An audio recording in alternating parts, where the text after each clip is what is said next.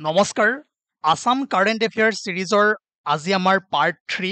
আৰু আজিও আমি ইম্পৰ্টেন্ট সিলেক্টেড টপিকসমূহ কভাৰ কৰিবলৈ চেষ্টা কৰিম আৰু আপোনালোকে এই সিৰিজটো প্ৰথমৰ পৰা ফলো কৰিব Silchar municipal corporation office integrate কৰা হৈছে আৰু Silchar has become the third city in the state after Guwahati and Dibrugarh to be upgraded to a municipal corporation আৰু আপোনালোকে জানে যে গুৱাহাটী মিউনিচিপাল কৰ্পোৰেশ্যন GMC 1971ত ফৰ্ম কৰা হৈছিলে আৰু তেনেকৈ ডিব্ৰুগড় মিউনিচিপাল কৰ্পোৰেশ্যন 2024ত ফৰ্ম কৰা হৈছিলে ঠিক আছে আৰু মিউনিচিপাল কৰ্পোৰেশ্যন কি হয় আৰবান লোকেল বডিছৰ এইটো হাইষ্ট ফৰ্ম হয়নে মিউনিচিপাল কৰ্পোৰেশ্যন তাৰ তলত মিউনিচিপাল বৰ্ড টাউন কমিটি আৰু এই ষ্টেটিক পৰ্চনখিনি আপোনালোকে লক্ষ্মীকান্ততো পাব বা NCRটো পাই আহিছে সেইকাৰণে মই বহুত বেছি ডিছকাছ কৰিবলৈ যোৱা নাই 74th কনষ্টিটিউচনেল এমেণ্ডমেণ্ট জানেই 12 শেডিউলত অন্তৰ্ভুক্ত হৈ আছে ঠিক আছে এইবোৰ এবাৰ আপোনালোকে চাই ল'ব বাকি আমাৰ যদি চাই চেন্ট্ৰেল লেভেলত আমাৰ ইউনিয়ন গভৰ্ণমেণ্ট তাৰপিছত ষ্টেট গভৰ্ণমেণ্ট আৰু তাৰ তলত কি থাকে লোকেল সেল্ফ গভৰ্ণমেণ্ট যিটো ৰুৰেল এৰিয়াত আমি কি পাওঁ পঞ্চায়তী ৰাজ হয়নে জিলা পৰিষদ তেনেকৈ আৰবান এৰিয়াত municipal corporation town committee municipal board হয়নে এইটো আমাৰ ষ্ট্ৰাকচাৰ আমাৰ গভৰ্ণমেণ্ট ষ্ট্ৰাকচাৰ এইটো হয় ঠিক আছে তাৰপিছত আমি যদি চাওঁ ৰঙা নদী এই ৰঙা নদীৰ উৎপত্তি হৈছে অৰুণাচল প্ৰদেশত ঠিক আছে এখন ব্ৰহ্মপুত্ৰৰ সাব ট্ৰিবিউটৰী হয় টোটেল 150 কিলোমিটাৰ লেংথ তাৰে 90 কিলোমিটাৰ অৰুণাচলৰ পাহাৰৰ মাজেৰে বৈ আহিছে আৰু 60 কিলোমিটাৰ অসমৰ লখিমপুৰ ডিষ্ট্ৰিক্টৰ মাজেৰে বৈ গৈছে ঠিক আছে আৰু এই ৰঙা নদীখন আহি লগ হৈছে ক'ত সোৱণশিৰি নদীত কোনখিনি ঠাইত পকনীয়া ঘাট আৰু তাৰপিছত ক'ত পৰিছে আহি ব্ৰহ্মপুত্ৰত ঠিক আছে আৰু যেহেতু ৰিসেন্টলি আপোনালোকে বহু দিনৰ পৰাই দেখি আছে ৰঙা নদী নিউজত আছিলে সেইকাৰণে মই কভাৰ কৰিছোঁ কাৰণ কেইদিনমান আগত কেইমাহমান আগত যদি চাই ৰঙা নদীৰ পানী বহুতো বিষাক্ত হৈ গৈছিলে তাত থকা মাছবোৰ মৰিছিলে আৰু লগতে আজিও যদি চাই আসাম ট্ৰিবিউনত ইয়াৰ ওপৰত এটা ভাল আৰ্টিকেল আহিছিলে আৰু এইটো আমি পাছত ভালদৰে ইয়াক আমি ডিছকাছ কৰিম পইণ্টছবোৰ উলিয়াবলৈ ট্ৰাই কৰিম এতিয়া জাষ্ট যিখিনি নিউজত আছে যিহেতু আমি অবজেক্টিভ টাইপ এক্সামৰ কাৰণেও পঢ়ি আছোঁ সেইকাৰণে বহুত বেছি মিক্স কৰি নিদিওঁ ঠিক আছে ওকে কিছুমান বস্তু আমি চাই যাম বাৰু আপোনালোকে বুজিব লাগিব বাকি অসমৰ নদীসমূহৰ বিষয়ে আমি অলৰেডি ডিছকাছ কৰিছোঁ আগৰ ক্লাছসমূহত আপোনালোকে এবাৰ ধুনীয়াকৈ চাই ল'ব এই সেশনবোৰ ঠিক আছে কাৰণ কেতিয়াবা এনেকুৱা কুৱেশ্যন সোধে যে লিষ্ট 1ত আপোনাৰ নদী দিব লিষ্ট 2ত ক'ৰ পৰা উৎপত্তি হৈছে এতিয়া যিহেতু ৰঙা নদীখন নিউজত আছে ৰঙা নদী কেতিয়াবা সুধিব পাৰে যে ক'ৰ পৰা আহিছে ঠিক আছে আৰু এই কুৱেশ্যনটো মই আপোনালোকে কৰিব পাৰিব আমি আগতে ডিছকাছ কৰিছোঁ ইয়াৰ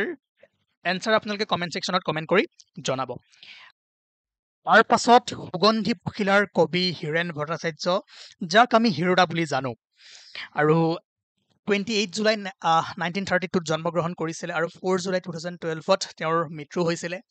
1992ত শস্যৰ পথাৰ মানুহ এইখন গ্ৰন্থৰ কাৰণে সাহিত্য একাডেমী বঁটা লাভ কৰিছিলে আৰু তেওঁৰ কবিতা সংকলনৰ ওপৰত যদি আপোনালোকে পঢ়িবলৈ যায় তেনেহ'লে বহুত ওলাব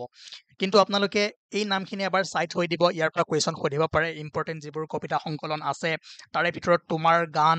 শস্যৰ পথাৰৰ মানুহ যাৰ কাৰণে সাহিত্য একাডেমী বঁটা লাভ কৰিছিলে মোৰ প্ৰিয় বৰ্ণমালা সুগন্ধি শিপা কেইটামান গান জোনাকী মন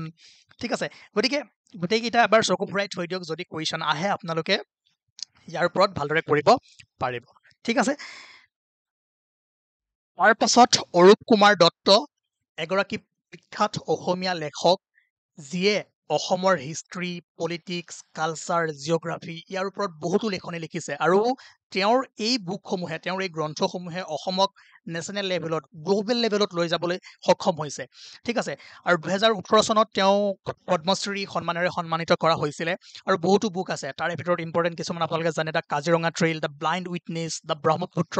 সাগৰম ঠিক আছে আৰু এই যিখিনি বুক আছে অৰূপ কুমাৰ দত্তৰ বহুত বেছি ইম্পৰ্টেণ্ট হয় এবাৰ চকু ফুৰাই থৈ দিব ইয়াৰ পৰা বহুবাৰ কুৱেশ্যন সুধিছে আৰু এটা সুন্দৰ আৰ্টিকেল আজি আসাম ট্ৰিবিউনত পাইছিলোঁ আৰু অৰূপ কুমাৰ দত্তৰ যিমানখিনি লেখনি আছে তাৰ ওপৰতে ভালদৰে ডিছকাছ কৰা আছিলে আৰু তাৰ পৰা কিছুমান মই ইম্পৰ্টেণ্ট পইণ্টছ উলিয়াই ৰাখিছোঁ ঠিক আছে বহুতো আপোনালোকে পঢ়িলে বুজি পাব আৰু অৰূপ কুমাৰ কেইখনমান ইম্পৰ্টেণ্ট বুক তাৰে ভিতৰত যদি চাই দ্য ফাইনেল ফ্ৰণ্টিয়াৰ ইয়াত কিহৰ বিষয়ে লিখা আছে জানেনে the final frontier is a thrilling account of the history of establishing the railway network in the northeast from the British era to the end of the 20th century তেনেকৈ পথৰুঘাটত আপোনালোকে জানে যে 1894ত যিটো পথৰুঘাট ৰণ দলি ৰণ বুলি আমি কওঁ যিটো ইনচিডেণ্ট হৈছিলে তাৰ বিষয়ে ধুনীয়াকৈ বৰ্ণনা কৰা আছে তেনেকৈ দ্য ব্লাইণ্ড উইটনেছ ইয়াতে visually challenged boy help to solve a murder তাৰপিছত দ্য বেগ এই বুকখনত mainly the bag is a sensitive story about the burden of insurgency at the grassroots level and an important imagine retelling of turbulent period in Assam history. চাওক এই যিটো article আছে তাৰ পৰা আমি অৰূপ কুমাৰ দত্তৰ যিবোৰ লেখনি তাৰ এটা আভাস পাওঁ তেওঁ বিভিন্ন টপিকৰ ওপৰত বস্তুবোৰ লিখিছে আসাম হিষ্ট্ৰী হওক কালচাৰ হওক জিঅ'গ্ৰাফি হওক তাৰ উপৰিও চিলড্ৰেন লিটাৰেচাৰৰ ওপৰতো তেওঁৰ বহুতো ভূমিকা আছে আৰু এনেকুৱা কিছুমান গ্ৰন্থ লিখি লৈ গৈছে যিয়ে সমাজৰ হিষ্ট্ৰী হওক সমাজৰ বৰ্তমান অৱস্থা এই সকলোবোৰে দেখুৱাই থৈ গৈছে গতিকে মই আপোনালোকক কওঁ যিসকলে বেলেগ এক্সামৰ কাৰণে প্ৰিপাৰেশ্যন কৰি আছে এই আৰ্টিকেলটো এবাৰ পঢ়িব আৰু বাকী সকলোৰে কাৰণে এইখিনি ইম্পৰ্টেণ্ট হ'ব কেতিয়াবা সুধি দিব পাৰে যে এই বুকখনত কিহৰ বিষয়ে আলোচনা কৰা হৈছে এই বুকখনত কিহৰ বিষয়ে আলোচনা কৰা হৈছে ঠিক আছে আৰু বাকী অৰূপ কুমাৰ দত্তৰ যিমানখিনি বুক আছে এবাৰ আপোনালোকে চাই থৈ দিব ঠিক আছে অৰূপ কুমাৰ দত্ত হিৰুদা তাৰপিছত যদি আমি চাওঁ নৰ্থ ইষ্টৰ প্ৰথম north east first landing facility on national highway in Assam আৰু যিটো অক্টোবৰত কমপ্লিট হৈ যাব ঠিক আছে এইটো মনত ৰাখিব যিটো ডিব্ৰুগড় মৰাণ সংযোগী নেশ্যনেল হাইৱে তাতে এই ব্যৱস্থাটো ৰখা হৈছে অক্টোবৰত ইনাগুৰেট কৰা হ'ব ঠিক আছে আৰু এইটো কিহৰ কাৰণে ইম্পৰ্টেণ্ট হ'ব নেশ্যনেল ছিকিউৰিটিৰ কাৰণে ডিজাষ্টাৰ প্ৰিপেয়াৰ্ডনেছৰ কাৰণে যদি কেতিয়াবা ইণ্ডিয়া চাইনাৰ মাজত কিবা কনফ্লিক্ট হয় ইয়াতে আপোনাৰ ৰাফেল হওক যিবোৰ আমাৰ ফিফ্থ জেনেৰেশ্যন বা মডাৰ্ণ যিবোৰ এয়াৰক্ৰাফ্ট আছে সেইবোৰ ইয়াত লেণ্ডিং কৰিব পৰা যাব এইটো মনত ৰাখিব যে the 4.2 kilometre stretch is being designed to accommodate both civilian aircraft and Indian air force fighter jets including Sukhoi and Rafale models আৰু এইটো আপোনালোকে জানে national highway and infrastructure development কৰ্পৰেশ্যনে ইয়াক ডেভেলপ কৰিছে ঠিক আছে গতিকে আজিৰ যিকেইটা ইম্পৰ্টেণ্ট টপিক আছিলে সেইকেইটা মই বাছি আপোনালোকৰ কাৰণে লৈ আহিছোঁ আকৌ নেক্সট ক্লাছত আমি যিবোৰ ইম্পৰ্টেণ্ট টপিক পাম সেইবোৰ আনিবলৈ চেষ্টা কৰিম আৰু অসমৰ টপিকখিনি মই এনেকৈ আছাম কাৰেণ্ট এফেয়াৰ্ছ ছিৰিজটোতে মই কভাৰ কৰিবলৈ চেষ্টা কৰিম আৰু বাকী ইণ্ডিয়া আৰু ৱৰ্ল্ড পাৰ্টটো যিটো 92nd ছিৰিজ চলি আছে তাতে কভাৰ কৰি দিম থেংক ইউ আকৌ আমি নেক্সট ক্লাছত লগ পাম